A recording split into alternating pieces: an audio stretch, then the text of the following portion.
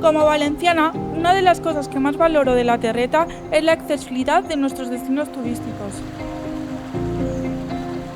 Me apasiona el turismo rural y la naturaleza y me encanta poder comprobar la cantidad de entornos inclusivos que hay en la Comunitat Valenciana para personas con discapacidad, lejos de lo que son las grandes ciudades.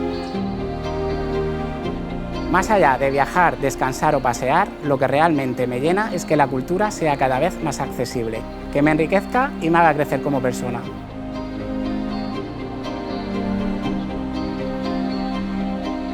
Yo soy de los que disfrutan las fiestas hasta el último minuto.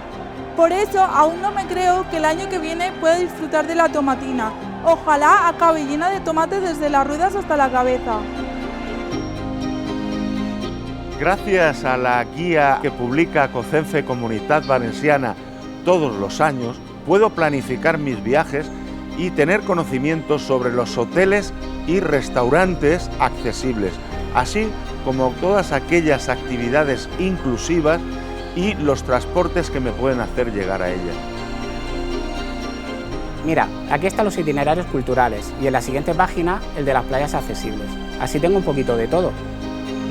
La verdad es que me hace mucha ilusión saber qué rutas inclusivas abrirán el año que viene. Creo que esta propuesta es un gran acierto y ojalá otras comunidades autónomas se animen a trabajar en esta línea y dirección. Hoy estoy visitando la casa del poeta Miguel Hernández porque quiero escribir un libro y buscar inspiración. Gracias a que ahora es accesible, mi sueño de publicar está cada vez más cerca. La Comunitat Valenciana també per a tu.